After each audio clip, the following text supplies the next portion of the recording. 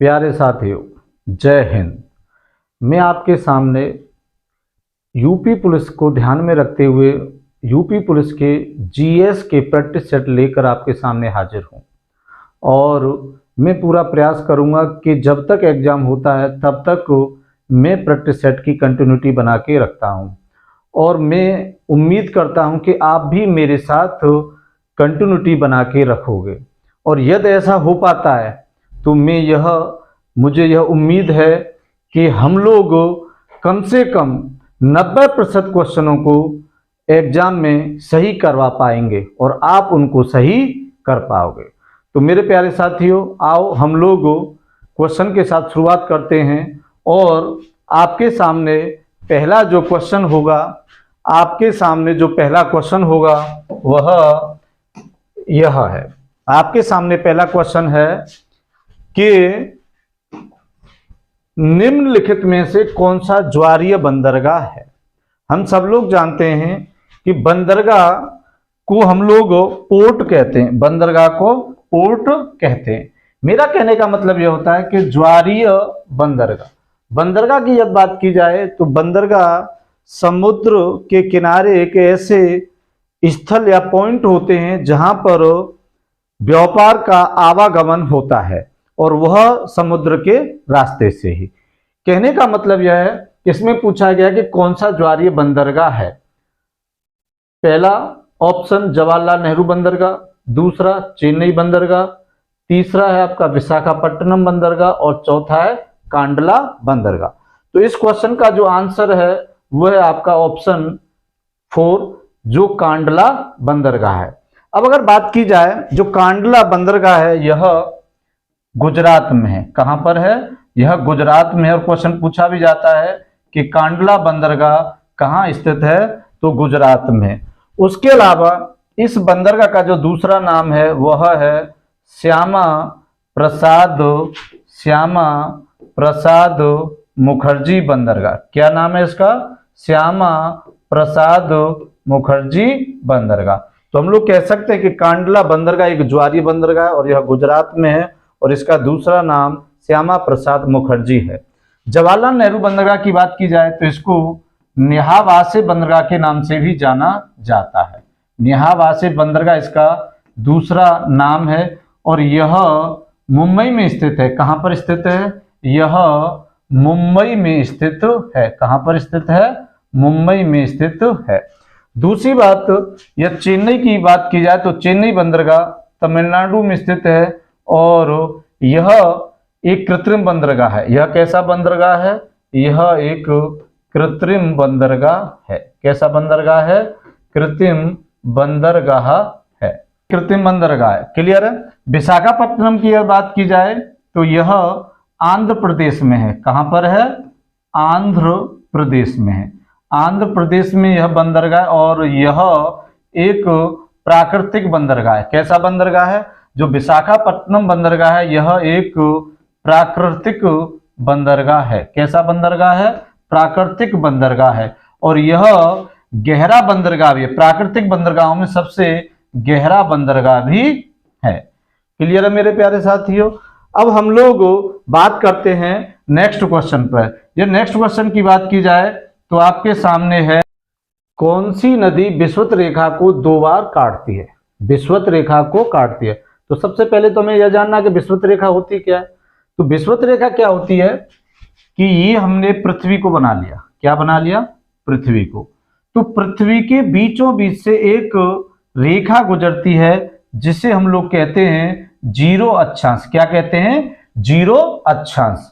इसी रेखा को हम लोग विषुवत रेखा कहते हैं। क्या कहते हैं? विषुवत रेखा कहते हैं या इक्वेटर इसी को कहते हैं, या इसी को हम लोग भूमध्य रेखा भी कहते हैं। इसी को हम लोग भूमध्य रेखा भी कहते हैं। सबसे इंपॉर्टेंट बात क्या है कि विषुवत रेखा, ये रेखा ऐसा नहीं है कि इसे हमने जेसीबी से खुदवा दिया हो। यह सिर्फ काल्पनिक रेखा है। हमने पृथ्वी का अध्ययन करने के लिए इसको मान लिया है कि पृथ्वी के बीचों बीच से एक रेखा गुजरती है, उसे हम विषुवत रेखा कहते हैं। तो अब क्वेश्चन क्या पूछा कि विषुवत रेखा को 2 बार कौन सी नदी काट सकती है। तो काटने का मतलब ये नहीं कि इसे ऐसे काटती है, कहने का मतलब यह है कि ये ऐसे नदी एक बार ऐसे जाती है और फिर एक बार ऐसे, ये ऐसे बहते हुए आती है और फिर एक बार ऐसे ऐसे बहती है। तो इसीलिए हम इसे कह देते हैं कि यह विषुवत रेखा को 2 बार काटती है। तो यह विषुवत रेखा को जो काटती है, इसमें ऑप्शन पे आ जाइए आप लोग। अब ऑप्शन ए माही नदी, ऑप्शन बी लिम्पोपो नदी, ऑप्शन 3 नील नदी और ऑप्शन 4 कांगो नदी। तो इस क्वेश्चन का आंसर है कांगो नदी। कौन सा? कांगो नदी इसका राइट आंसर है। अब इंपॉर्टेंट बात यह है कि कांगो नदी को ही जायरे नदी के भी नाम से जाना जाता है। क्या? जायरे। आपको लिखा मिल सकता है कि जायरे नदी भी विषुवत रेखा को 2 बार काटती है। तो कांगो और जायरे अलग अलग नहीं है, कांगो और जायरे एक ही नदी है, जो अफ्रीका की यह नदी है। क्लियर है? कांगो नदी या जायरे नदी विषुवत रेखा को 2 बार काटती है। अब इंपॉर्टेंट बात क्या है कि यह नॉर्थ गोलार्ध, यह कौन सा? नॉर्थ स्फीयर, और यह साउथ स्फीयर। तो अब नॉर्थ स्फीयर में 23.5 अक्षांश पर, कितने अक्षांश पर? 23.5 अक्षांश पर एक रेखा गुजरती है जिसको हम लोग कर्क रेखा के नाम से जानते हैं। किसके नाम से जानते हैं? कर्क रेखा। और एक साउथ स्फीयर में या दक्षिणी गोलार्ध में एक रेखा गुजरती है, वह भी 23.5 अक्षांश पर है, और इसको हम लोग मकर रेखा के नाम से जानते हैं। किसके नाम से? मकर रेखा के नाम से जानते हैं। क्लियर है? अब कर्क रेखा को 2 बार काटने वाली नदी माही है, कर्क रेखा को 2 बार काटने वाली नदी माही है, और मकर रेखा को 2 बार काटने वाली नदी लिम्पोपो है। क्लियर है मेरे प्यारे साथियों? अब हम लोग नेक्स्ट क्वेश्चन पर आते हैं। नेक्स्ट क्वेश्चन की यदि बात की जाए तो आपके सामने है कि निम्नलिखित में से कौन सा द्वितीय प्रदूषण है या प्रदूषक है। इसमें सबसे इंपॉर्टेंट बात क्या है कि प्रदूषक का अगर हम लोग विभाजन करते हैं तो कई आधारों पर विभाजन किया जाता है, लेकिन हम लोग यहाँ सिर्फ अगर द्वितीय प्रदूषक की बात की जाए तो प्रदूषक एक आधार इनका यह होता है कि जो प्रदूषण होते हैं वो 2 होते हैं। एक कौन सा होता है? प्राथमिक होता है, और एक होता है द्वितीयक। एक कौन सा होता है? प्राथमिक, और एक होता है द्वितीयक। अब इंपॉर्टेंट बात क्या है कि प्राथमिक कौन सा होता है और द्वितीयक कौन सा होता है। तो मैं कहना चाहता हूं कि प्राथमिक वह प्रदूषक होता है जो डायरेक्टली निकलता है। जैसे हम लोग गाड़ी चलाते हैं तो गाड़ी में से पीवी या लेड नाम का एक प्रदूषक निकलता है। मेरा कहने का मतलब यह है कि जो डायरेक्टली किसी सोर्स से निकलते हैं उन्हें हम प्राथमिक प्रदूषक कहते हैं, और जो प्राथमिक प्रदूषकों के साथ रिएक्शन करते हैं और रिएक्शन करने के बाद प्रदूषण बढ़ते हैं उनको हम लोग द्वितीयक प्रदूषक कहते हैं। तो इसमें क्वेश्चन क्या पूछा गया कि निम्नलिखित में से कौन सा द्वितीय प्रदूषण नहीं है। तो इसका ऑप्शन फर्स्ट है आपका कार्बन मोनोऑक्साइड, दूसरा है सल्फर डाइऑक्साइड, तीसरा है ओजोन, और चौथा है पीवी या लेड या सीसा कहते हैं। तो इस क्वेश्चन का आंसर है ऑक्सीजन, O3। क्या है? O3। क्लियर है ना मेरे प्यारे साथियों? इसका जो आंसर है वो है O3, ओजोन। क्लियर है ना? बाकी आपका कार्बन मोनोऑक्साइड हो, चाहे आपका सल्फर डाइऑक्साइड हो, चाहे आपका पीवी या लेड या सीसा हो, यह सभी प्राथमिक प्रदूषक हैं, जबकि ओजोन आपका द्वितीयक प्रदूषक है। अब अगर नेक्स्ट क्वेश्चन की बात की जाए तो नेक्स्ट क्वेश्चन आपके सामने है, प्रारूप समिति के अध्यक्ष कौन थे। ये बहुत ही बेहतरीन क्वेश्चन है और कई बार एग्जाम में पूछा भी गया। तो प्रारूप समिति के अध्यक्ष कौन थे?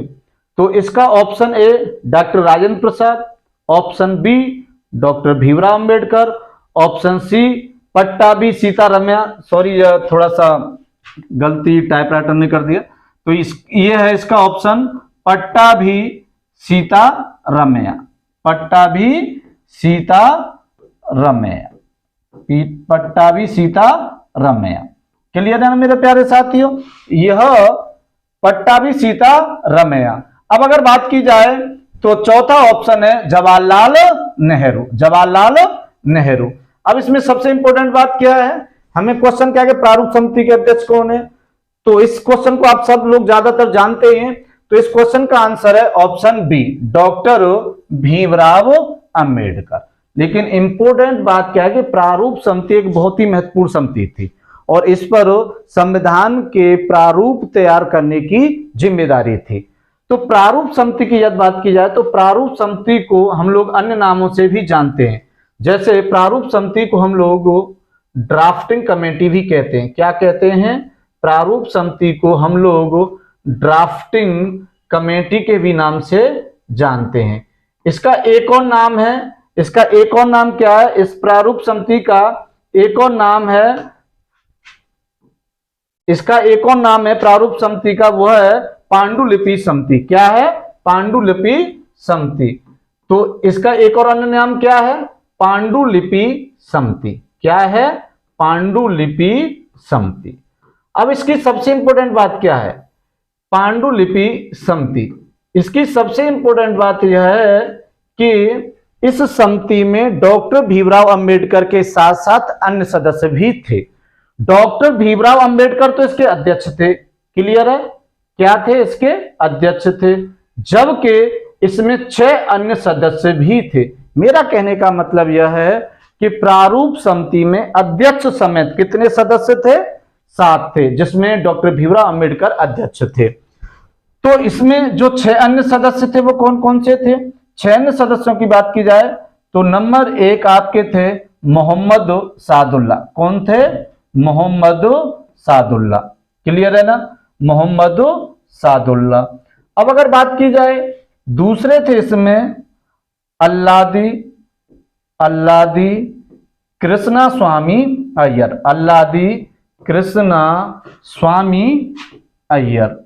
इसमें तीसरे थे आपके एन गोपालन आयंगर। तीसरे कौन से थे इसमें?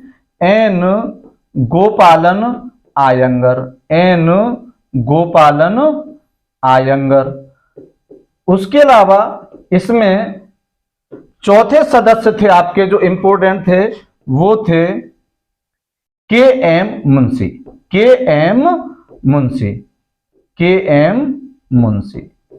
के मुंशी की बात की जाए तो सबसे इंपॉर्टेंट बात क्या है कि कांग्रेस एक उस समय एक संस्था हुआ करती थी, और कांग्रेस के एकमात्र ऐसे सदस्य, कांग्रेस के एकमात्र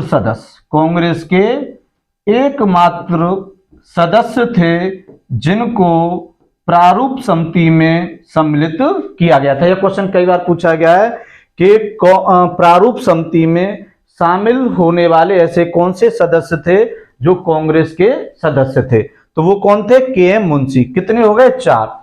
अब अगर बात की जाए तो पांचवें जो सदस्य थे वो थे आपके, इसमें इंपॉर्टेंट बात है, इनको ध्यान रखना। पांचवें जो सदस्य थे वो थे एन माधवराव। कौन थे? एन माधवराव। एन माधवराव। अब इसमें इंपॉर्टेंट बात क्या है कि एन माधवराव से पहले कौन थे? वो थे आपके बी एल मित्र। कौन थे? बी एल मित्र। अब हुआ क्या? बी एल मित्र का स्वास्थ्य गड़बड़ कर गया, या ऐसे समझो कि बी एल मित्र का स्वास्थ्य खराब हो गया, और उनकी जगह एन माधवराय को प्रारूप समिति का सदस्य बना दिया गया। छठवें थे आपके टीटी कृष्णामचारी। कौन थे? टीटी कृष्णामचारी। टीटी कृष्णामचारी। इसमें इंपॉर्टेंट बात क्या है? इसमें यह था कि टीटी कृष्णामचारी से पहले डीपी खेतान थे। कौन थे? डीपी खेतान थे। लेकिन इसमें क्या हुआ कि डीपी खेतान जो थे, इनकी मृत्यु हो गई। इनकी क्या हो गई? मृत्यु हो गई। और जब इनकी मृत्यु हो गई तो इनकी जगह टीटी कृष्णामचारी को इस समिति का सदस्य बना दिया गया। क्लियर है ना? प्रारूप समिति के अध्यक्ष कौन थे? तो इस क्वेश्चन का राइट आंसर है डॉक्टर भीमराव अंबेडकर। क्लियर है ना? इस समिति की यदि स्थापना की बात की जाए तो इस समिति की स्थापना हुई थी आपकी 29 अगस्त 1947 को। कब इसकी स्थापना हुई थी? 29 अगस्त 1947 को इस समिति की स्थापना हुई थी। क्लियर है ना? अब हम लोग नेक्स्ट क्वेश्चन पर आते हैं। नेक्स्ट क्वेश्चन आपके सामने कि भारत का सबसे ऊंचा जलप्रपात कौन सा है? जलप्रपात तो आप सब लोग जानते हैं कि किसी पहाड़ी से अगर पानी आ रहा है, कोई नदी बह रही है किसी पहाड़ी से, और वह ऐसे आती है और वह ऐसे गिर जाती है तो उसको हम जलप्रपात कहते हैं। किसी ऊंचाई से जल का गिरना ही जलप्रपात कहलाता है। तो जलप्रपात सबसे ऊंचा कौन सा है? ऑप्शन फर्स्ट डुडुमा जलप्रपात, ऑप्शन सेकंड चित्रकूट जलप्रपात, ऑप्शन थर्ड हुंड्रू जलप्रपात और ऑप्शन फोर कुचिकल जलप्रपात। अब अगर बात की जाए तो इस क्वेश्चन का राइट आंसर है कुचिकल जलप्रपात। कौन सा? कुचिकल जलप्रपात। ऑप्शन 4 इस क्वेश्चन का राइट आंसर है। कुचिकल जलप्रपात है जो वह कर्नाटक में स्थित है। कहां पर स्थित है? कर्नाटक में स्थित है। यह किस नदी पर स्थित है? तो यह वराही नदी पर स्थित है। किस नदी पर स्थित है? तो वराही नदी पर स्थित है। और इसकी ऊंचाई, इस जलप्रपात की ऊंचाई लगभग 455 मीटर है। कितनी ऊंचाई है इसकी? 455 मीटर इस जलप्रपात की ऊंचाई है। क्लियर है ना? डुडुमा जलप्रपात की बात की जाए तो यह उड़ीसा में स्थित है। कहां पर स्थित है? यह उड़ीसा में स्थित है और यह मचकुंड नदी पर स्थित है। किस पर? मचकुंड नदी पर स्थित है। क्लियर है ना बच्चों? अब अगर बात की जाए चित्रकूट जलप्रपात की तो यह छत्तीसगढ़ में स्थित है। कहां पर स्थित है? छत्तीसगढ़ में स्थित है। और सबसे इंपॉर्टेंट बात यह है कि यह इंद्रावती नदी पर स्थित है। किस नदी पर? इंद्रावती नदी पर स्थित है। क्लियर है ना? अब अगर बात की जाए हुंड्रू जलप्रपात की तो यह स्वर्ण रेखा नदी पर स्थित है। कहां? किस नदी पर? तो स्वर्ण रेखा नदी पर स्थित है। क्लियर है ना मेरे प्यारे साथियों? डुडुमा जलप्रपात उड़ीसा में मचकुंड नदी पर, चित्रकूट जलप्रपात छत्तीसगढ़ में इंद्रावती नदी पर, हुंड्रू जलप्रपात स्वर्ण रेखा नदी पर और यह झारखंड में स्थित है। क्लियर है ना? और कुचिकल जलप्रपात के बारे में आपको बता चुका। अब हम लोग नेक्स्ट क्वेश्चन देखते हैं। नेक्स्ट क्वेश्चन की बात की जाए तो शीतला जल विद्युत केंद्र कहां अवस्थित है या स्थित है? तो शीतला जल विद्युत केंद्र option A Saharanpur, option second Lucknow, option third Jhansi और ऑप्शन 4 प्रयागराज। तो है ना, मैं क्या कह रहा हूं कि शीतला जल विद्युत केंद्र कहां अवस्थित है? तो option A Saharanpur, option second Lucknow, option third Jhansi और ऑप्शन 4 प्रयागराज। तो इस क्वेश्चन का राइट आंसर है ऑप्शन थर्ड झांसी। झांसी में ही शीतला जल विद्युत केंद्र अवस्थित है। क्लियर है ना मेरे प्यारे साथियों? हम लोग नेक्स्ट क्वेश्चन पर बात करते हैं। कोरोमंडल तट भारत के किस राज्य से मुख्यतः संबंधित है? Option first Kerala, option second Tamil Nadu, option third Gujarat और ऑप्शन 4 उड़ीसा। हम लोग देखते हैं कि कोरोमंडल तट क्या है। सबसे पहले हम लोग देखते हैं कि यह हमने दक्षिण भारत का मैप आपके सामने बनाया है। क्लियर है ना?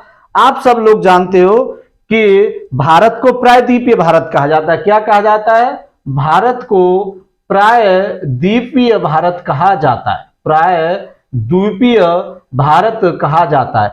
प्रायद्वीपीय भारत इसलिए कहा जाता है कि भारत के तीनों ओर जल है। क्या है? जल है या वाटर है या पानी है। ऐसा कोई भी स्थल जिसके 3 तरफ पानी होता है उसे हम लोग प्रायद्वीपीय भारत प्रायद्वीपीय कहते हैं। जब भारत के तीनों तरफ पानी है तो प्रायद्वीपीय भारत कहते हैं। आप सब लोग जानते हो कि यहां बंगाल की खाड़ी, इधर क्या है? बंगाल की खाड़ी है। बंगाल की खाड़ी है। इधर बात की जाए तो अरब सागर है। इधर क्या है? अरब सागर है। अरब सागर है। और नीचे यदि बात की जाए तो हिंद महासागर है। क्या है? हिंद महासागर है। अब इंपॉर्टेंट बात क्या है? क्वेश्चन क्या है आपका कि कोरोमंडल तट किसको कहते हैं? तो कोरोमंडल तट किस राज्य से संबंधित है मुख्यतः? तो सबसे पहले तो हम लोग यह जानते हैं कि जो ये गुजरात वाला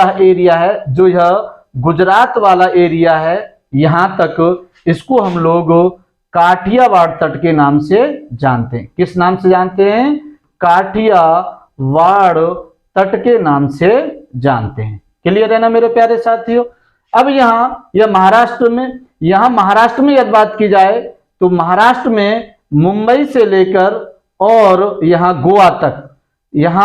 गोवा तक जो यह तट है इसको हम लोग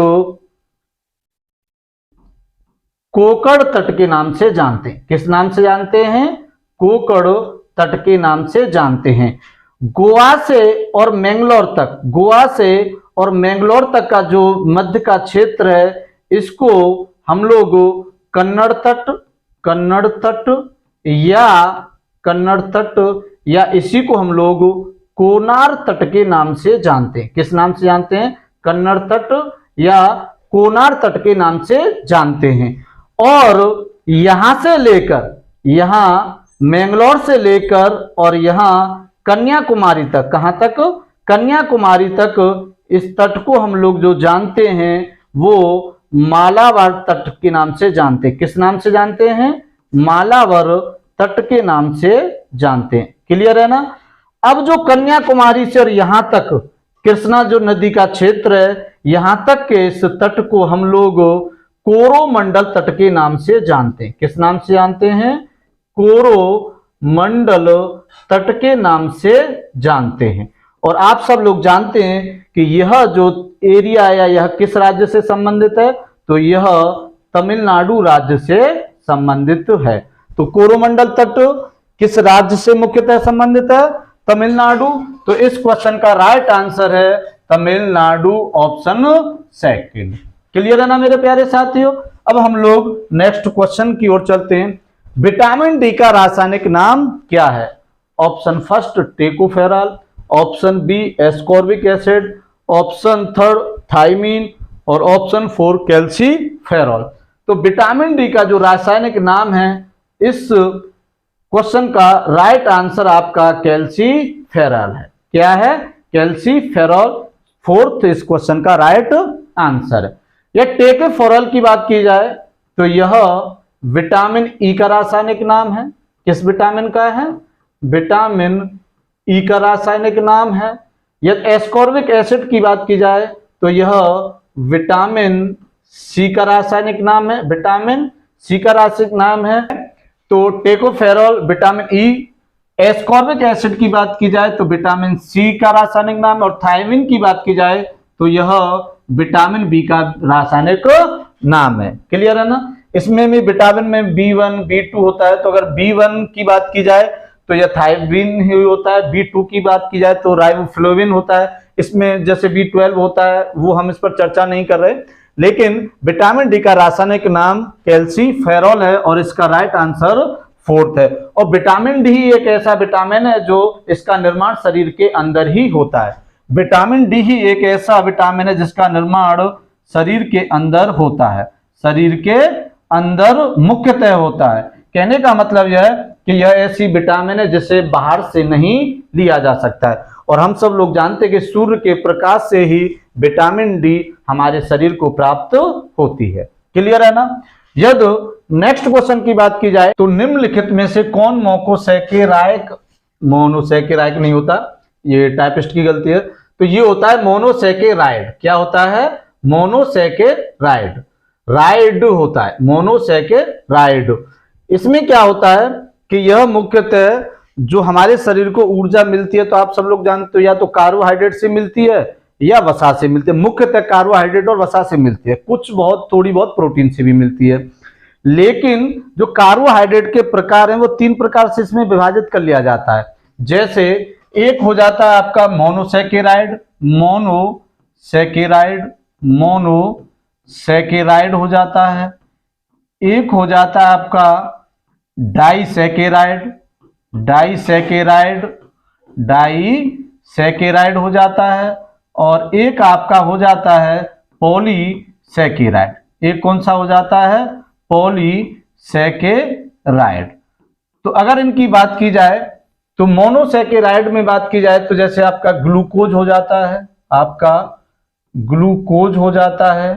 आपका गैलेक्टोज हो जाता है, आपका गैलेक्टोज हो जाता है, आपका ग्लाइकोजिन हो जाता है, आपका ग्लाइकोजिन हो जाता है, क्लियर है ना। आपका इसमें फ्रैक्टोज हो जाता है, आपका फ्रैक्टोज हो जाता है, क्लियर है। डाइसैकेराइड की बात की जाए तो इसमें मेनली लैक्टोज, माल्टोस, लैक्टोज और माल्टोस ये हो जाते हैं। और पॉलीसैकेराइड की बात की जाए तो पॉलीसैकेराइड में सेल्यूलोज,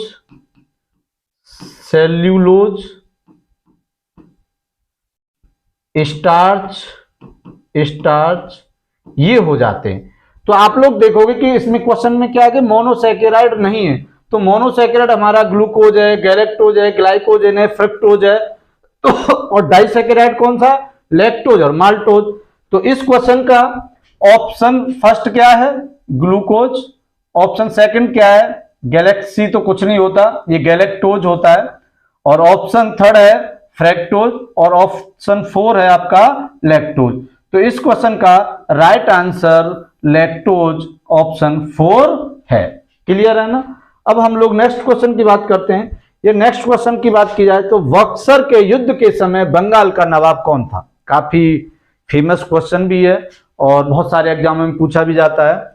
तो हम लोग इसको देखते हैं। ऑप्शन फर्स्ट है इसका सिराजुद्दौला, ऑप्शन सेकंड है मीर कासिम, ऑप्शन थर्ड है मीर जाफर और ऑप्शन फोर है मुर्शिद कुली खां। ये सभी बंगाल के नवाब हैं। अब इसमें सबसे इंपॉर्टेंट बात क्या है कि पूछा क्या कि बक्सर के युद्ध के समय बंगाल का नवाब कौन था। यदि बक्सर के युद्ध की बात की जाए तो बक्सर के युद्ध की सबसे इंपॉर्टेंट बात तो यह है कि यह 22 अक्टूबर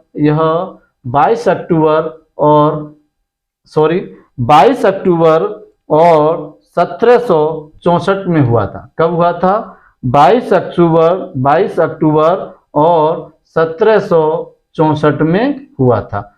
और आपको जानकारी होगी कि इसी युद्ध के बाद इलाहाबाद की दो संधियां होती हैं। इसी युद्ध के बाद इलाहाबाद की दो संधियां होती हैं। इलाहाबाद की संधि फर्स्ट, इलाहाबाद संधि फर्स्ट के नाम से, और एक इलाहाबाद संधि सेकंड के नाम से होती है। यह 12 अगस्त को होती है और यह 16 अगस्त को होती है। इसमें इंपॉर्टेंट बात क्या है कि बक्सर के युद्ध के समय बंगाल का नवाब कौन था, यह पूछा गया है। तो इस क्वेश्चन का राइट आंसर मीर जाफर है। ऑप्शन थर्ड इस क्वेश्चन का राइट आंसर मीर जाफर है। अब यहां पर कंफ्यूजन बहुत रहता है लोगों को कि लोग सोचते हैं मीर कासिम होगा, कुछ लोग कहते हैं कि मीर कासिम के साथ इसका युद्ध हुआ तो मीर कासिम होना चाहिए। नहीं, बक्सर का युद्ध भले ही एक तरफ अंग्रेजों की सेना थी और उसका नेतृत्व करता था हेक्टर मुनरो। कौन था, एक तरफ अंग्रेजों की तरफ से जो था वह था हेक्टर मुनरो, जबकि दूसरी तरफ यदि बात की जाए तो हेक्टर मुनरो एक तरफ वर्सेज दूसरी तरफ जो थे वो थे आपके सबसे इंपोर्टेंट, एक तो उस समय ये मीर कासिम थे। कौन थे, मीर कासिम थे। और दूसरे थे आपके, एक कौन थे, मीर कासिम थे। एक दिल्ली के उस समय सुल्तान हुआ करते थे, उत्तरकालीन मुगल बादशाह थे, तो वो थे आपके शाह आलम द्वितीय। और एक थे उस समय अवध के नवाब शुजा-उद-दौला। कौन थे, शुजा-उद-दौला। अब इंपॉर्टेंट बात क्या है कि एक तरफ तो अंग्रेजों की सेना थी जिसका नेतृत्व करता हेक्टर मुनरो थे, और एक तरफ ये तीनों थे मिलकर, मीर कासिम थे, शाह आलम द्वितीय की सेना थी, शुजा-उद-दौला की सेना थी, और इनके मध्य युद्ध होता है और यह पराजित हो जाते हैं और हेक्टर मुनरो विजयी रहता है। हुआ तो युद्ध मीर कासिम के मध्य था, लेकिन उस समय बंगाल का जो नवाब था वो मीर जाफर था। क्लियर है, ध्यान रखना इस बात को। नेक्स्ट क्वेश्चन की बात की जाए तो निम्नलिखित में से कौन सा घास का मैदान उष्णकटिबंधीय नहीं है। कौन सा घास का मैदान उष्णकटिबंधीय नहीं है। अगर बात की जाए उष्णकटिबंधीय में घास के मैदान दो प्रकार के होते हैं। कितने प्रकार के होते हैं? दो प्रकार के। एक होते हैं आपके उष्णकटिबंधीय, उष्णकटिबंधीय, उष्णकटिबंधीय, और एक तरफ होते हैं शीतोष्ण कटिबंधीय या शीतोष्ण घास के मैदान। इंपॉर्टेंट बात क्या है, जो उष्णकटिबंधीय होते हैं, जो उष्णकटिबंधीय होते हैं तो वह पृथ्वी के लगभग बीचों बीच से काल्पनिक रेखा हम लोग मान लेते हैं, जैसे हम लोग विषुवत रेखा कहते हैं, तो विषुवत रेखा 0 अक्षांश पर है, और इधर 23.5 अक्षांश पर हम लोग एक कर्क रेखा मानते हैं, और इधर 23.5 अक्षांश पर हम लोग एक मकर रेखा मानते हैं। क्लियर है? ये कर्क रेखा, यह मकर रेखा, और यह विषुवत रेखा। कौन सी रेखा? यह विषुवत रेखा। इंपॉर्टेंट बात क्या है कि जो उष्णकटिबंधीय घास के मैदान होते हैं वो सामान्यतः, उष्णकटिबंधीय घास के मैदान होते हैं वो सामान्यतः दोनों गोलार्धों में कर्क और मकर रेखा के मध्य पाए जाते हैं। क्लियर है ना? सामान्यतः कहां पाए जाते हैं? विषुवत रेखा के दोनों गोलार्धों में लगभग 23.5 अक्षांश तक उष्णकटिबंधीय घास के मैदान पाए जाते हैं। जबकि शीतोष्ण अगर घास के मैदानों की बात की जाए तो शीतोष्ण घास के मैदान 23.5 से लेकर और यह 66.5 तक, कहां तक? ये 23.5 से लेकर 66.5 तक उत्तरी गोलार्ध में, और यह हमने विषुवत रेखा मान ली 0 अक्षांश, इधर ये 23.5 अक्षांश मकर रेखा, और यहां 66.5 अक्षांश। याद रखना मेरे प्यारे साथियों कि 66.5 जो उत्तरी गोलार्ध में होती है यह तो आर्कटिक सर्किल होता है, और यह जो दक्षिणी गोलार्ध में होती है यह अंटार्कटिक सर्किल होता है। यह कौन सा सर्किल होता है? हम इसको आर्कटिक सर्किल कहते हैं या आर्कटिक वृत्त कहते हैं, आर्कटिक वृत्त कहते हैं। और जो यह 66.5 दक्षिणी गोलार्ध में होता है हम इसको अंटार्कटिक क्या कहते हैं? अंटार्कटिक सर्किल या अंटार्कटिक वृत्त कहते हैं। अब बात हम क्या कर रहे थे? शीतोष्ण घास के मैदान की। तो शीतोष्ण घास के मैदान जो पाए जाते हैं वह मुख्यतः इस रीजन में तो दक्षिणी गोलार्ध में पाए जाते हैं, और इस रीजन में यह उत्तरी गोलार्ध में पाए जाते हैं। क्लियर है ना मेरे प्यारे साथियों? उष्णकटिबंधीय घास के मैदान विषुवत रेखा के दोनों ओर 23.5 अक्षांश के आसपास पाए जाते हैं, और शीतोष्ण जो घास के मैदान होते हैं वह 23.5 से 66.5 तो उत्तरी गोलार्ध में पाए जाते हैं, और 23.5 से 66.5 ही अंटार्कटिक वृत्त होता है 66.5 पर, और यह दक्षिणी गोलार्ध में पाए जाते हैं। इन रीजनों में यह पाए जाते हैं। उष्णकटिबंधीय घासों की बात की जाए तो कुछ इनके नाम होते हैं, जैसे पार्कलैंड है, पार्कलैंड है, पटाया है, पार्कलैंड है, पटाया है, सेलवास है, सेलवास है, लानोज है, लानोज है, ऐसे बहुत सारे हैं। और अगर शीतोष्ण की बात की जाए तो शीतोष्ण में अगर बात की जाए तो शीतोष्ण में पंपास है, क्या है? पंपास है, प्रेयरी है, प्रेयरी है, वेल्ड है, वेल्ड है, डाउन्स है, डाउन्स है। अगर इनकी बात की जाए तो पंपास अर्जेंटीना में, प्रेयरी उत्तरी अमेरिका में, वेल्ड अफ्रीका में, और डाउन्स ऑस्ट्रेलिया में पाया जाता है। अब हम लोग देखते हैं यहां पर कौन सा घास का मैदान उष्णकटिबंधीय नहीं है। Option first campos, option second savanna, option third ये सेलवास कुछ नहीं होता, सेलवास, सेलवास, और ऑप्शन 4 पंपास। तो अगर देखा जाए तो इस क्वेश्चन का जो राइट आंसर है वो है आपका पंपास। क्लियर है ना?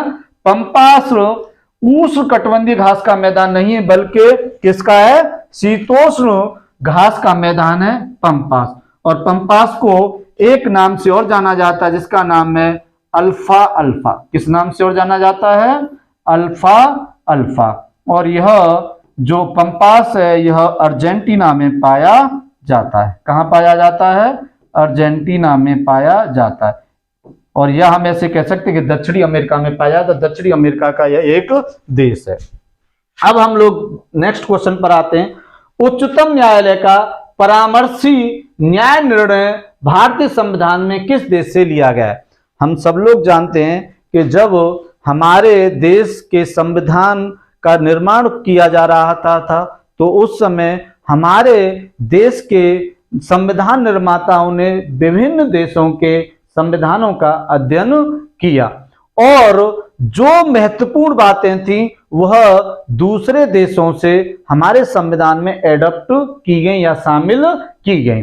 तो उसमें से एक था परामर्शी न्याय निर्णय, और यह हमारे देश में किस संविधान से लिया गया है तो हम लोग देखते हैं।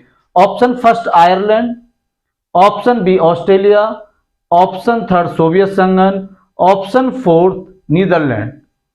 तो इसका ये जो है ना, इसकी जगह तुम कनाडा लिख लो। क्या लिख लो? कनाडा। इसकी जगह आप कनाडा लिखिए। ऑप्शन 4 आपका क्या है? कनाडा। क्लियर है ना? तो इस क्वेश्चन का राइट आंसर तो आपको मालूम पड़ ही गया होगा, ऑप्शन 4 कनाडा है। क्या है इसका राइट आंसर? ऑप्शन 4 कनाडा है। जो उच्चतम न्यायालय मतलब सुप्रीम कोर्ट का परामर्शी न्याय निर्णय किस देश के संविधान से लिया गया है? तो कनाडा देश के संविधान से लिया गया है। कनाडा से बहुत कुछ लिया गया है। जैसे अगर बात की जाए तो कनाडा से एक तो सशक्त केंद्र के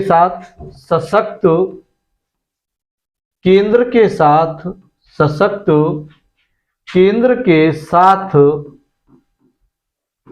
संघात्मक व्यवस्था या संघात्मक शासन। क्लियर है ना? संघात्मक शासन। उसके अलावा कनाडा से अपशिष्ट शक्तियां, कनाडा से ही अपशिष्ट शक्तियां ली गई हैं। कनाडा से अपशिष्ट शक्तियां ली गई हैं। कनाडा से ही यदि बात की जाए तो राज्यपाल की नियुक्ति भी कनाडा से ही ली गई है। क्लियर है ना?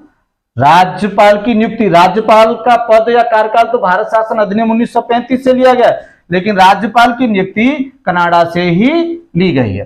क्लियर है ना? आयरलैंड से आप सब लोग जानते हो कि नीति निरीक्षकत्व और राज्यसभा में 12 व्यक्तियों का राष्ट्रपति द्वारा मनोनयन। ऑस्ट्रेलिया से प्रस्तावना की भाषा, सम्मति सूची, केंद्र राज्य के मध्य वित्तीय संबंध। और सोवियत संघ से बात की जाए, रूस जो आज का रूस है पहले कभी सोवियत संघ हुआ करता था, जिसका विभाजन 1991 या 92 में हो गया और उसके बाद सोवियत संघ की जो सारी शक्ति थी वो रूस ने संभाली।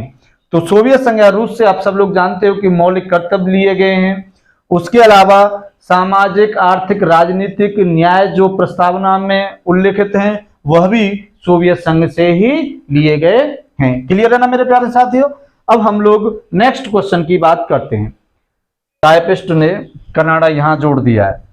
तो हम अगर बात करें तो इस क्वेश्चन को हम लोग देखते हैं कि तीन गठिया पद्धति थी। ये क्या थी?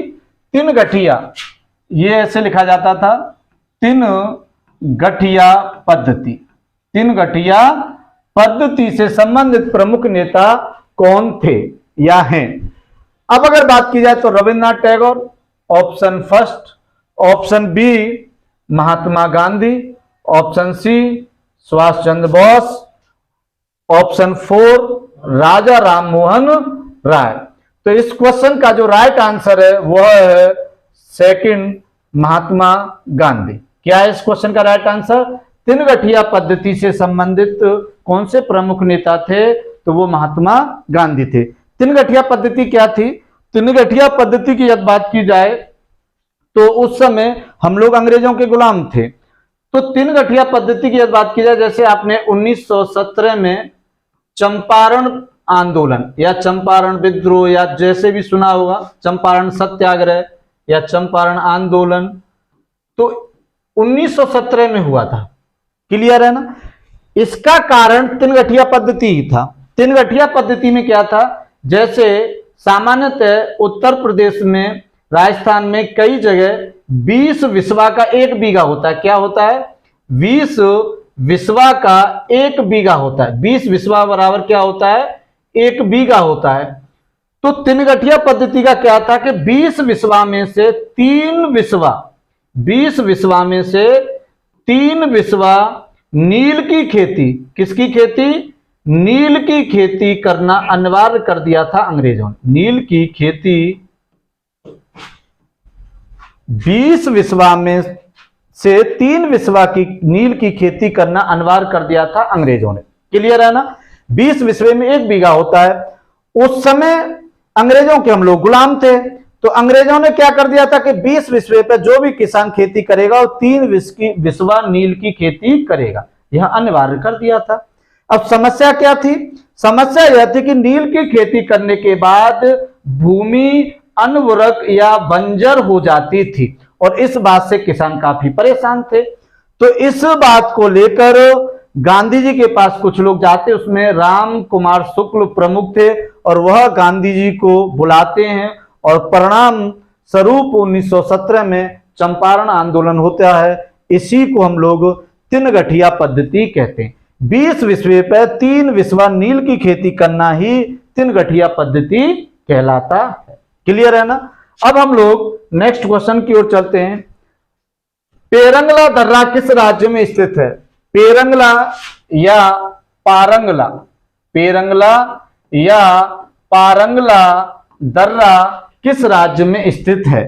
तो पारंगला दर्रा option first Arunachal Pradesh, option second Himachal Pradesh, option third Ladakh, option fourth Jammu Kashmir. तो इस क्वेश्चन का राइट आंसर है ऑप्शन सेकंड हिमाचल प्रदेश। पारंगला दर्रा किस राज्य में स्थित है, हिमाचल प्रदेश में स्थित है। अब हम लोग देखते हैं कि हिमाचल प्रदेश में भी कुछ और प्रमुख दर्रा हैं जो एग्जाम में पूछे जाते हैं। जैसे हिमाचल प्रदेश की बात की जाए तो इसमें प्रमुख दर्रा है आपका, एक है रोहतांग दर्रा, रोहतांग दर्रा, रोहतांग दर्रा। एक है आपका सिपकीला दर्रा, एक है आपका सिपकीला दर्रा, सिपकीला दर्रा। तीसरा है आपका बड़ा लाचा दर्रा, बड़ा लाचा दर्रा। एक है आपका दीवान दर्रा, एक है आपका दीवान दर्रा। ये प्रमुख दर्रे हैं जो हिमाचल प्रदेश से संबंधित और आपके एग्जाम में पूछे जाते हैं। यदि बात की जाए अरुणाचल प्रदेश, लद्दाख, जम्मू कश्मीर, तो इनके भी मैं 1-2 बता देता हूं। जैसे यदि अरुणाचल प्रदेश की बात की जाए तो एक है सेला दर्रा, सेला दर्रा। एक है आपका दिफू दर्रा, दिफू दर्रा। एक है आपका बोमडीला दर्रा, और तीसरा है आपका अरुणाचल प्रदेश में बोमडीला दर्रा, बोमडीला दर्रा। क्लियर है ना। यदि जम्मू कश्मीर की बात की जाए तो जम्मू कश्मीर में भी काफी इंपोर्टेंट दर्रे हैं। जैसे आपका बुर्जिल दर्रा, बुर्जिल दर्रा, पीर पंजाल दर्रा, पीर पंजाल दर्रा।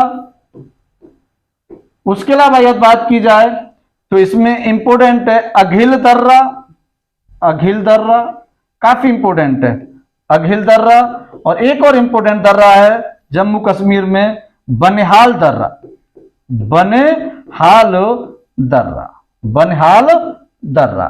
अब अगर बात की जाए लद्दाख में, तो लद्दाख में हम लोग यहां देखते हैं, लद्दाख में दर्रों की बात की जाए, कहां पर, लद्दाख में यदि दर्रों की बात की जाए तो लद्दाख के इंपोर्टेंट दरगाह में सबसे पहला है आपका जोजिला दर्रा,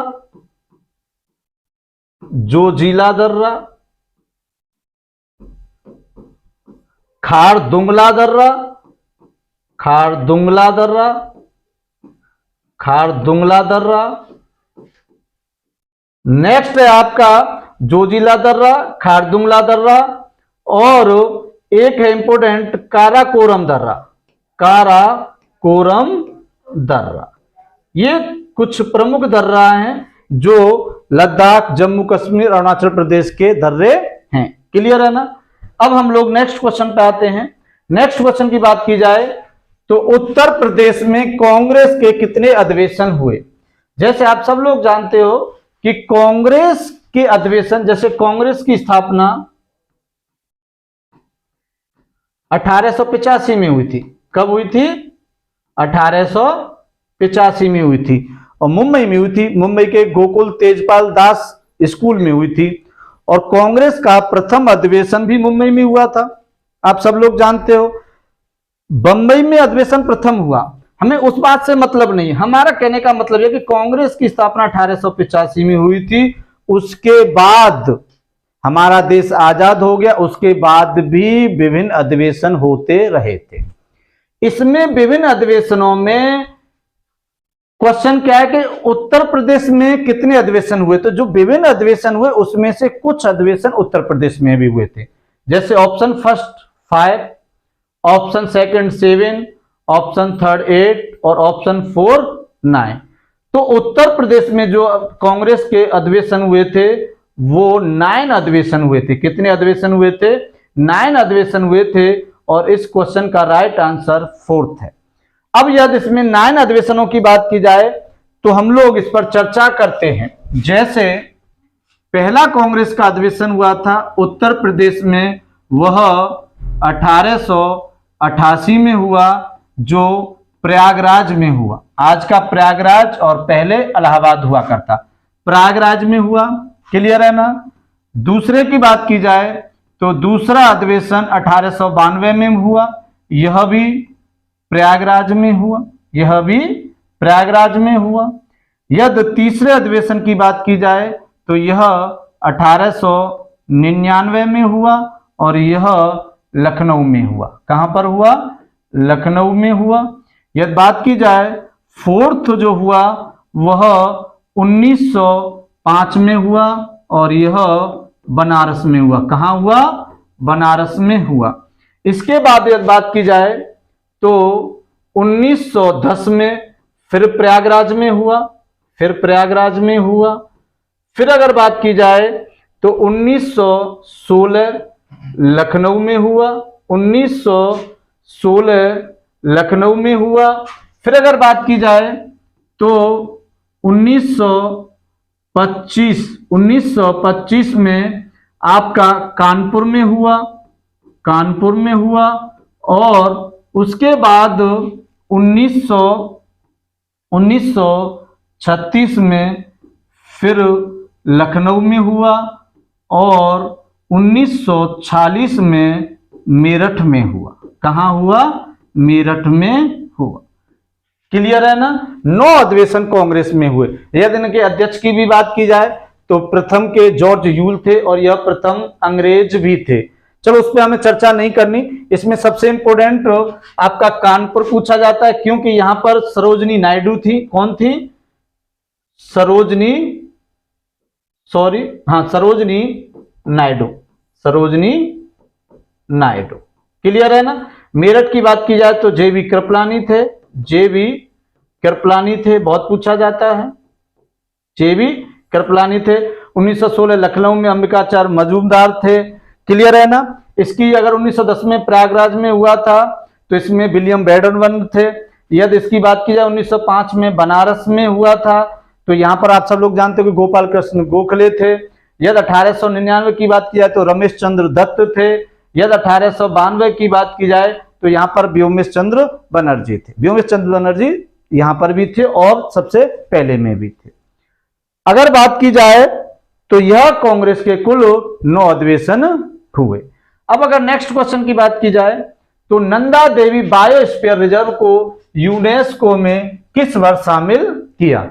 आप सब लोग जानते हो कि यूनेस्को क्लियर है ना, United Nations Educational and Scientific Cultural Organisation होता है। इसमें इंपॉर्टेंट बात क्या है कि नंदा देवी बायोस्फीयर रिजर्व को यूनेस्को में किस वर्ष शामिल किया गया था? Option A, option first 2004, option second 2001, option third 2009, option four 2013। तो इस क्वेश्चन का जो राइट आंसर है वो है ऑप्शन फर्स्ट 2004 में नंदा देवी बायोस्फीयर रिजर्व को यूनेस्को में शामिल किया गया था। क्लियर है ना? 2004 में नंदा देवी को किया गया। अब अगर बात की जाए तो 2001 में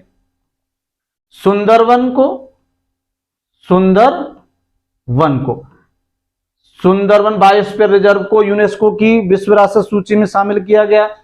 और एक और यदि बात की जाए तो जो कच्छ का रन बायोस्फीयर रिजर्व को भी 2001 में ही यूनेस्को की विश्व विरासत सूची में शामिल किया गया। 2009 की बात की जाए तो 2009 में सिमलीपाल जो उड़ीसा में है। क्लियर है ना? सुंदरवन आप सब लोग जानते होंगे कि पश्चिम बंगाल में है। कच्छ का रण की यदि बात की जाए तो यह गुजरात में है। और सिमलीपाल की बात की जाए तो यह उड़ीसा में है। 2009 में एक और शामिल किया गया, नोकरेक को भी शामिल किया गया जो मेघालय में। क्लियर है ना? और 2013 में ग्रेट निकोबार को शामिल किया। किसको? ग्रेट निकोबार को शामिल किया गया जो अंडमान निकोबार द्वीप समूह में है। और जो भारत का दक्षिणतम पॉइंट आप सब लोग जानते होंगे, इंदिरा पॉइंट, या उसको हम पिग्मिलियन पॉइंट के नाम से भी जानते हैं, वह अंडमान निकोबार के ग्रेट निकोबार में ही स्थित है। नंदा देवी उत्तराखंड में। क्लियर है ना? नंदा देवी कहां पर है? उत्तराखंड में। या नेक्स्ट क्वेश्चन की बात की जाए तो किताब उल हिंद किसकी प्रसिद्ध रचना है?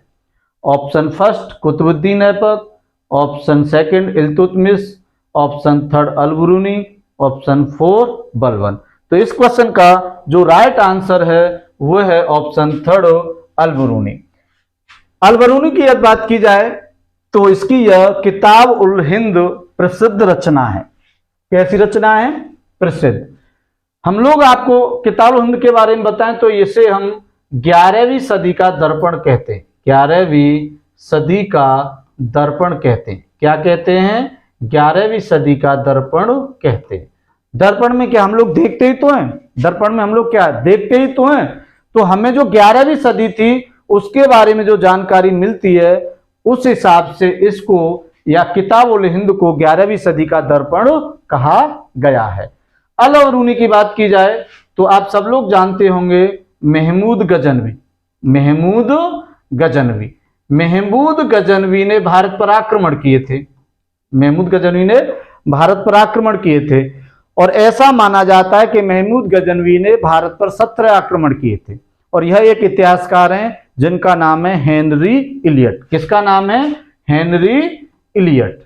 हेनरी इलियट के अनुसार महमूद गजनवी ने भारत पर 17 आक्रमण किए थे। कितने आक्रमण किए थे? 17 आक्रमण किए थे। और पूरे इतिहास में यही एक ऐसा साक्ष्य जिसके अनुसार यह माना जाता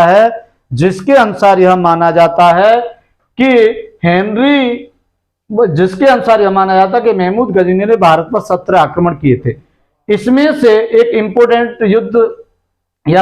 इंपोर्टेंट आक्रमण था जो गुजरात में सोमनाथ के मंदिर को लूटना था। लेकिन हमें उस पर चर्चा नहीं करनी, हमें यह बताना है कि अल-बरूनी भारत कब आया था। तो भारत यह तब आया था जब महमूद गजनवी ने मथुरा पर आक्रमण किया था। मथुरा और कन्नौज पर आक्रमण किया था लगभग 1018 ईस्वी में, जब अल-बरूनी महमूद गजनवी के साथ भारत आया था। क्लियर है ना? मैं क्या बताना चाह रहा हूं कि अल-बरूनी महमूद गजनवी के साथ ही भारत आया था और वह तब आया था जब महमूद गजनवी ने भारत पर 1018 ईस्वी में मथुरा पर आक्रमण किया था।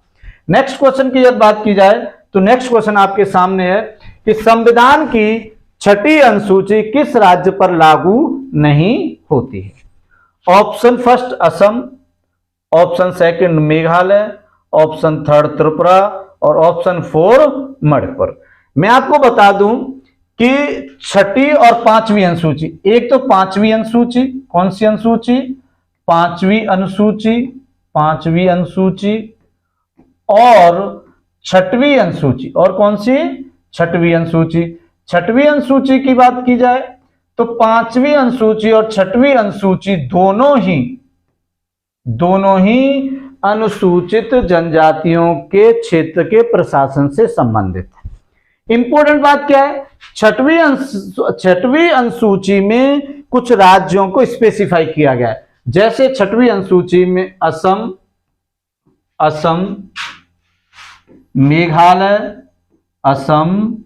मेघालय, त्रिपुरा और मिजोरम इन चार राज्यों की अनुसूचित जनजातियों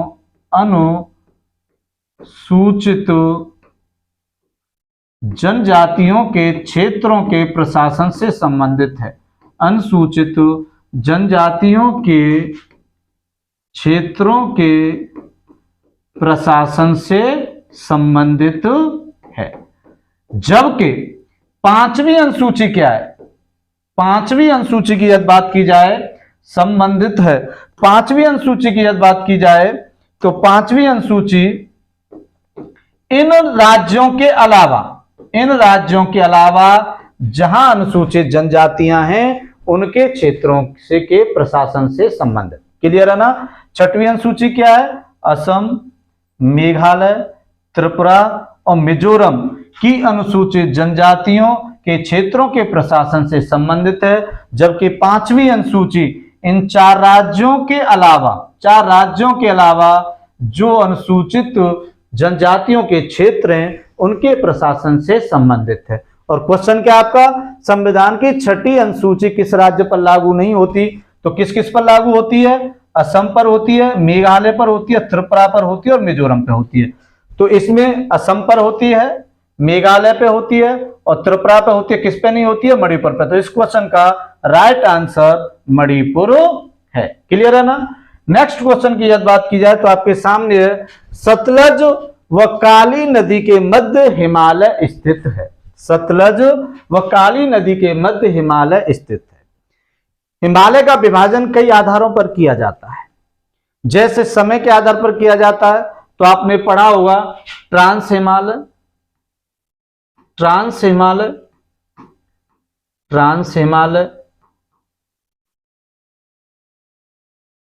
महान हिमालय,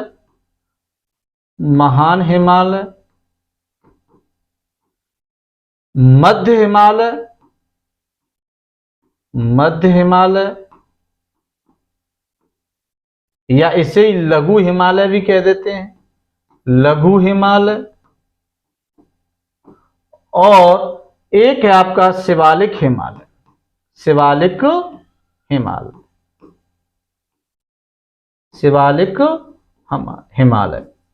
अब इंपॉर्टेंट बात क्या है? ये तो समय के आधार पर इनका वर्गीकरण किया जाता है, लेकिन नदियों के आधार पर भी हिमालय का विभाजन किया जाता है। नदियों के आधार पर भी हिमालय का विभाजन किया जाता है। और नदियों के आधार पर जो हिमालय का विभाजन किया जाता है वो कश्मीर हिमालय, कुमायूं हिमालय, नेपाल हिमालय और असम हिमालय के रूप में ही किया जाता है। अब इंपॉर्टेंट बात क्या है? इंपॉर्टेंट बात यह है कि इस क्वेश्चन का आंसर क्या है, हमें इस पर पहले चर्चा करनी है। Option first Kashmir Himalaya, option second Kumaon Himalaya, option third Nepal Himalaya और ऑप्शन फोर असम हिमालय। इस क्वेश्चन का राइट आंसर है ऑप्शन सेकंड कुमायूं हिमालय। कौन सा हिमालय? कुमायूं हिमालय। अब अगर बात की जाए तो कुमायूं हिमालय सतलज व काली नदी के मध्य स्थित है, जबकि कश्मीर हिमालय सिंधु व सतलज नदी के मध्य स्थित है, सिंधु व सतलज के मध्य स्थित है। नेपाल हिमालय सतलज नेपाल हिमालय जो है वह काली व तीस्ता नदी के मध्य स्थित है, वह तीस्ता नदी के मध्य स्थित है। और असम हिमालय तीस्ता व देहांग लिखा मिल जाएगा आपको, या ब्रह्मपुत्र लिखा मिल जाएगा, देहांग या ब्रह्मपुत्र के मध्य स्थित है। क्लियर है ना। नेक्स्ट क्वेश्चन की यदि बात की जाए तो नेक्स्ट क्वेश्चन आपके सामने है, अशोक की कलिंग विजय का विवरण किस अभिलेख में है। अशोक की प्रसिद्धि का जो कारण था वह धम्म था। क्या था? धम्म माना जाता मुख्यतः, वैसे तो कई कारण थे लेकिन हमें बस यहां क्वेश्चन को ध्यान में रखना है। तो इस क्वेश्चन का ऑप्शन फर्स्ट दूसरे अभिलेख में इसका विवरण है, ऑप्शन सेकंड तीसरे अभिलेख में इसका विवरण है, ऑप्शन थर्ड 13 अभिलेख में इसका विवरण है, ऑप्शन 4 7th अभिलेख में इसका विवरण है। तो इस क्वेश्चन का राइट आंसर ऑप्शन थर्ड है, 13वें अभिलेख में ही अशोक की कलिंग विजय के बारे में बताया गया है। अशोक की कलिंग विजय की अगर बात की जाए तो अशोक की कलिंग विजय के बारे में बताया जाता है कि जब अशोक ने कलिंग की विजय की थी तो ऐसा माना जाता है कि लगभग 1.5 लाख लोग तो विस्थापित हुए थे, मतलब वहां से भाग गए थे। लगभग 1 लाख लोग उसमें मारे गए थे और बहुत सारे लोग अपाहिज हो गए थे। अशोक की कलिंग विजय का विवरण उसके 13वें शिलालेख में है, लेकिन अशोक ने जो यह विजय की थी तो अपने राज्याभिषेक के 8 वर्ष बाद, कितने वर्ष बाद? 8 वर्ष बाद। कितने वर्ष बाद? 8 वर्ष बाद। मेरा कहने का मतलब है कि अशोक ने जो कलिंग विजय की थी अपने राज्याभिषेक के 8 वर्ष बाद की थी, अर्थात 9वें वर्ष में की थी, अर्थात 9वें वर्ष में की थी। क्लियर है ना। अब हम लोग नेक्स्ट क्वेश्चन की बात करते हैं। नेक्स्ट क्वेश्चन की अगर बात की जाए तो दिल्ली सल्तनत का वास्तविक संस्थापक कौन था। Option first Qutubuddin Aibak, option Iltutmish, option 4 Kayumars. तो इस क्वेश्चन का जो राइट आंसर है वह इल्तुतमिश है। क्या है? इल्तुतमिश। दिल्ली सल्तनत का जो वास्तविक संस्थापक था इल्तुतमिश था। वैसे हम लोग जानते हैं कि दिल्ली सल्तनत का संस्थापक कुतुबुद्दीन था। अगर दिल्ली सल्तनत का केवल संस्थापक पूछा जाए, दिल्ली सल्तनत का संस्थापक पूछा जाए तो कुतुबुद्दीन ऐबक है, जबकि दिल्ली सल्तनत का यदि वास्तविक संस्थापक पूछा जाए तो इल्तुतमिश है। क्लियर है ना। क्यों? क्योंकि इल्तुतमिश ने ही कुछ ऐसे कार्य किए थे जिनके कारण से दिल्ली सल्तनत का वास्तविक संस्थापक माना जाता है। एक तो इसने 2 मुद्राएं चलाई थी, चांदी का टका और तांबे का जीतल। क्या? चांदी का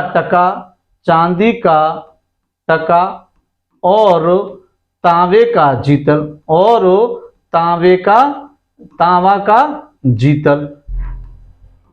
और उसके अलावा इसने ही इसको ऐसे समझो कि इसने प्रथम जो सनद के रूप में सुल्तान की मान्यता से प्राप्त जो खलीफा ने दी थी वह ऐसा पहला सुल्तान था, प्रथम सुल्तान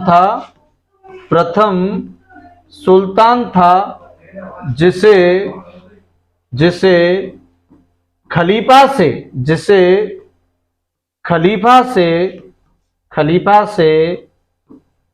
मान्यता प्राप्त थी। उसके अलावा इसने ही दिल्ली को राजधानी बनाया था, दिल्ली को राजधानी भी बनाया था। क्लियर है ना। और इसने दिल्ली को राजधानी बनाया था, चांदी का टका व तांबे का जीतल नामक 2 मुद्राएं चलाई थी, और यह ऐसा प्रथम सुल्तान था जिसे खलीफा से मान्यता प्राप्त थी। क्लियर है ना। अब अगर बात की जाए तो क्यूमर्स गुलाम वंश का अंतिम शासक था। क्यूमर्स गुलाम वंश का अंतिम शासक था। गुलाम वंश का अंतिम शासक था। गुलाम वंश का अंतिम शासक था। तो मेरे प्यारे साथियों, मैंने काफी मेहनत की है और मैं आपसे यही उम्मीद करता हूं कि आप इसे कंटिन्यूटी बना के रखोगे और आप यूपी पुलिस के एग्जाम में 90% प्लस जीएस के क्वेश्चन आप यहां से हूबहू पाओगे। और यह अगर मेरी वीडियो आपको पसंद आए तो इसे लाइक करें, शेयर करें और कमेंट करें। जय हिंद।